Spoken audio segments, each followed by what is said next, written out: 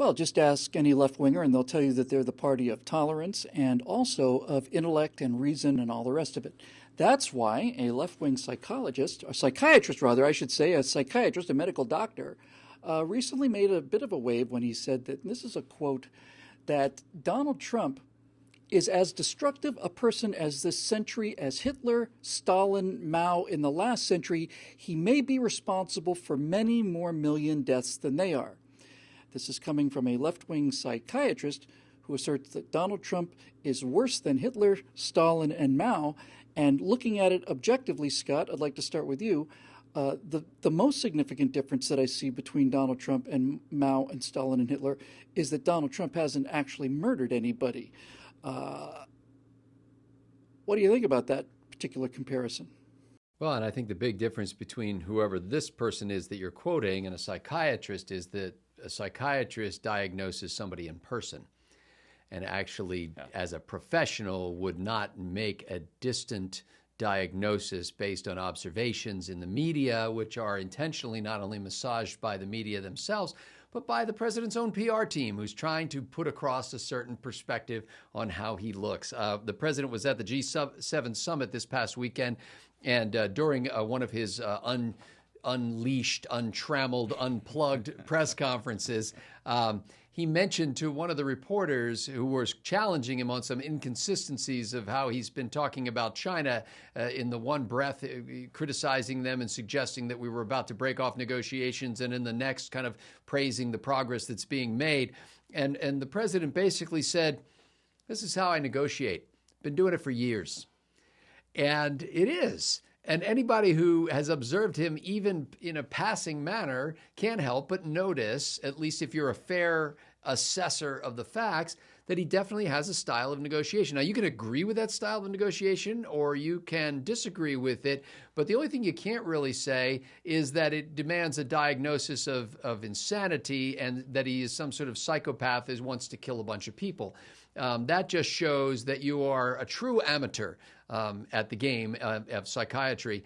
I think that, as you pointed out, clearly when the president said that he could stand out in the middle of Fifth Avenue and shoot somebody and his supporters wouldn't abandon him, that was tantamount to killing, 6 million, 8 million people, something like that. It's Glenn Reynolds' website, Instapundit, has the perfect phrase for what this psychiatrist has done, and it's a reflexive verb. He has, once again, beclowned himself. I'd like to ask you a follow-up question. Sure. Because this kind of thing is a mortal insult. And when people hear me say that, they think it's a mortal insult towards Donald Trump and a mortal insult towards Donald Trump supporters, but it's not. It's just some lunatic just gassing on TV. Let me tell you who it is a mortal insult to. It's a mortal insult to the 6 million people in gas chambers whose fingernails have been seen scratched into the reinforced concrete. It's a mortal insult to the 6 million additional gypsies, homosexuals, and people of limited mental ability who were killed by the Nazis. It's a mortal insult to the 30 million people who were starved to death in the Soviet Union through left-wing policies, who were executed through the Great Terror and all the purges. And it's especially insulting to the 100 million Chinese who were starved intentionally to advance the same kind of left-wing philosophy that this guy has by equating Donald Trump with the people that committed these actual murders. He thinks he's somehow managing to get Donald Trump down into the gutter, but all he's really doing is eliminating and erasing the memory of what actually physically happened to people who were actually physically murdered by these socialist dictators. And frankly, he's like a tourist on a Carnival cruise line, standing on the deck next to the swimming pool, waxing eloquent on tactics and strategy in naval warfare, as if he understands it because he happens to be on a ship. He has no idea, and you're absolutely right. The greatest insult, as frankly with so much of what the left does, and when you blow up something and make it, when you go Hitler every time on every argument, you trivialize the people who were Hitler's actual victims, and you make it seem like their suffering was not substantial. And you say to a whole generation of people who, frankly, not only have never seen such a thing and didn't experience the 1930s and 40s, but don't even know about it, haven't read about it, and they think, oh, well, yeah, that Donald Trump, yeah, he's like this Hitler guy, whoever that is that they're talking about. And you make that equivalency in people's minds. You positively harm not only your own profession, but the entire republic, and frankly, the cause of world peace. I'm going to ask you one more follow-up because I have another segment of this same argument for Steve in a second. But just one last thing, Scott. You know what else it does is if Donald Trump is Hitler, then me, being a psychiatrist, gassing on MSNBC or wherever I was, I'm not just some guy. Now I'm a fighter of tyranny. I'm a soldier for good. By inflating Trump into this evil force, he basically inflates that they inflate themselves in order to increase their own virtue signaling. They're no longer just some psychiatrist now or some guy who doesn't like a president's policies and is maybe a little PO'd at losing an election. Yeah, he's frickin' Dietrich Bonhoeffer now. That's exactly who I was going to say. That's exactly right. Now he's Dietrich Bonhoeffer. He's standing up to Nazism, and he belongs right next to Dietrich Bonhoeffer in this panoply of heroes. Instead of just the jackwagon at the water cooler at work who's mouthing off about a politician whose views he doesn't like and whose behavior bothers him. Precisely correct. Steve, in similar news, we have a story about the conservative at the Washington Post, Jennifer Rubin, who like all I don't know which part of that I'm laughing at the hardest. Like all conservatives, graduated from Berkeley and spent many years arguing labor law cases. It's just generally your conservative background. It's certainly the one that we all share. So here's what Jennifer Rubin actually said on camera, and I find this a little bit disturbing. These are direct quotes. This is from MSNBC's AM Joy. AM Joy show on a Sunday morning. This is what the AM Joy on Sunday morning said. This is from the article. It's not a direct quote, but it said, Rubin appeared on MSNBC's AM Joy Sunday and said that not only does Trump have to lose in 2020, but there must be a purging of, quote, survivors, unquote, who still support the commander-in-chief. Here are some direct quotes from Jennifer Rubin. It's not only that Trump has to lose, but that all of his enablers have to lose, she said. We have to collectively, in essence, burn down the Republican Party. Maybe they could make us a bonfire out of books from people like Einstein and all the rest of us. And listen, continuing, she says, we have to level them because if there are survivors, if there are people who weather this storm, they will do it again. You know what that reminds me the most of? Actually, I heard this quite a bit. You heard this quite a bit from Himmler. You heard it from Hitler. You heard it from Eichmann, and you heard it from Reinhard.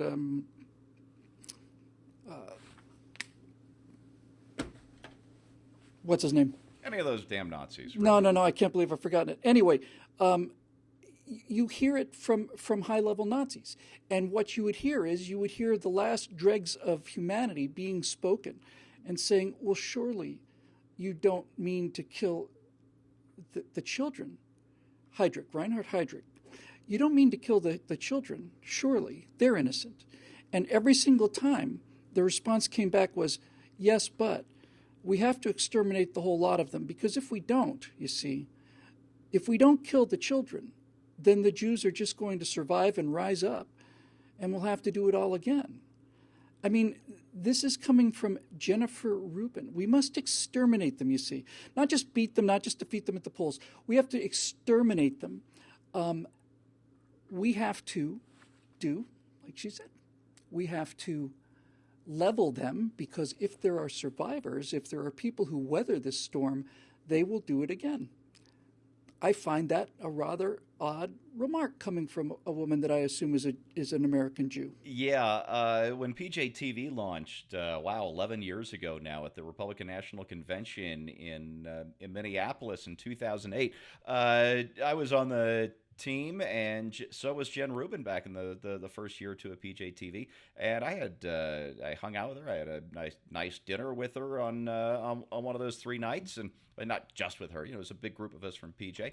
And here is now, these many years later, this tiny Jewish woman who apparently sees herself running around the battlefield bayoneting the survivors.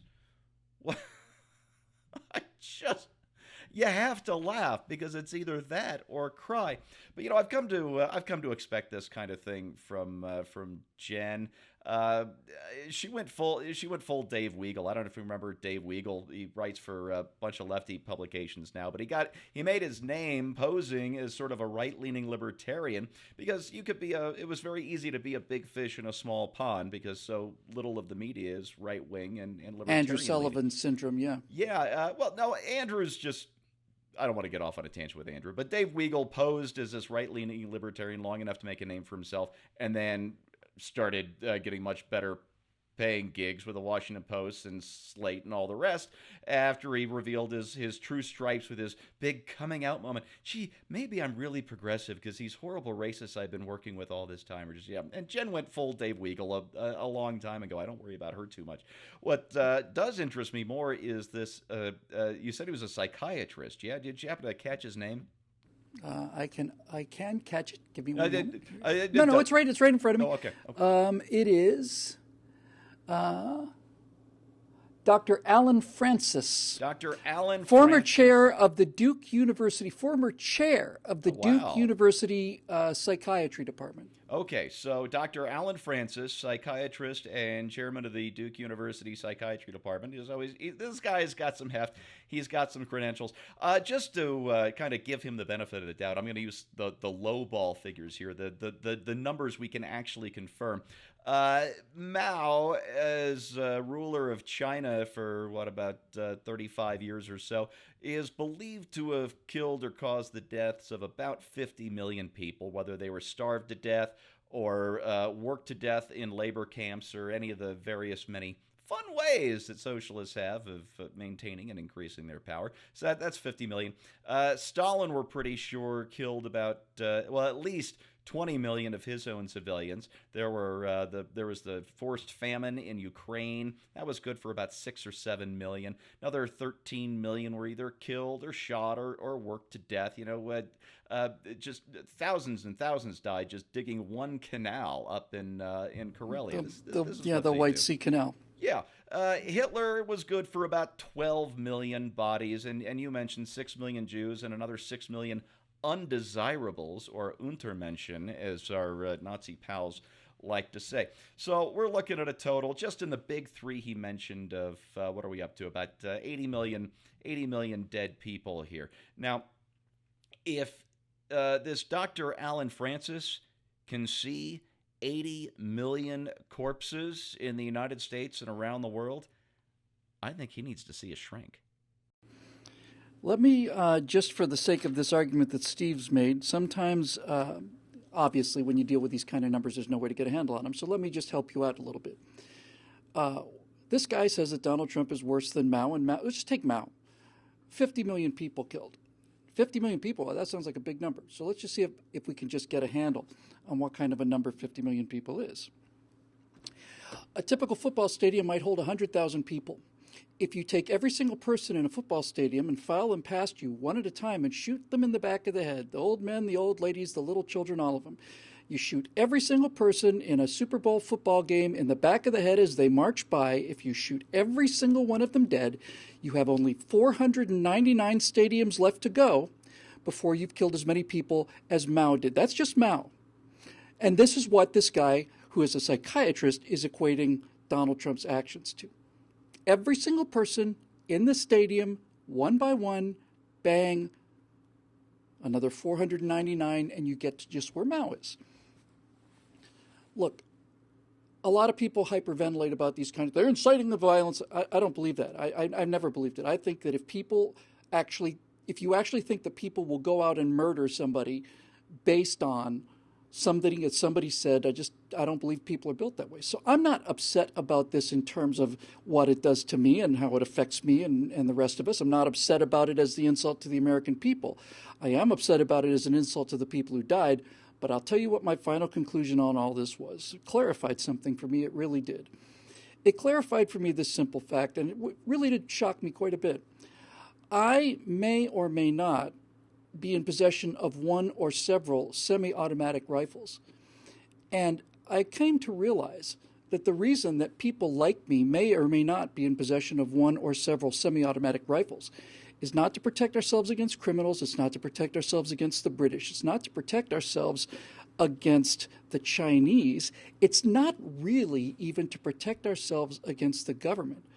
I may or may not own semi-automatic rifles to protect myself from the deans of psychology departments and from little old Jewish ladies who talk about these kind of things in this kind of rhetoric. That's who I have these weapons to protect myself from. That's who I have it to protect themselves from. This kind of rhetoric has been seen all throughout human history. And the only difference this time is that the victims are the ones with the guns and not the other way around. And I like that situation much, much, much, much better, which is why these people will continue to be trivial, silly, irrational, insane, ridiculous figures instead of the people that actually make these things come true. Because this time, the victims aren't the ones who are disarmed. This time, the victims will fight back. And you know what that means? That means there aren't going to be any victims this time. That's what that means. For Steve Green and Scott Ott, I'm Bill Whittle. These shows are made possible by a small number of paying members at BillWhittle.com. We make this pitch every single episode, but we really could use your help over here to keep this message going. So if this meant anything to you, why don't you think about heading over to BillWhittle.com and becoming a subscriber and be part of the Army of Darkness? No longer become part of the Legion of Angels that is here trying to open up some windows and get some light in here. Until next week on Right Angle, I'm Bill Whittle. Thanks for joining us.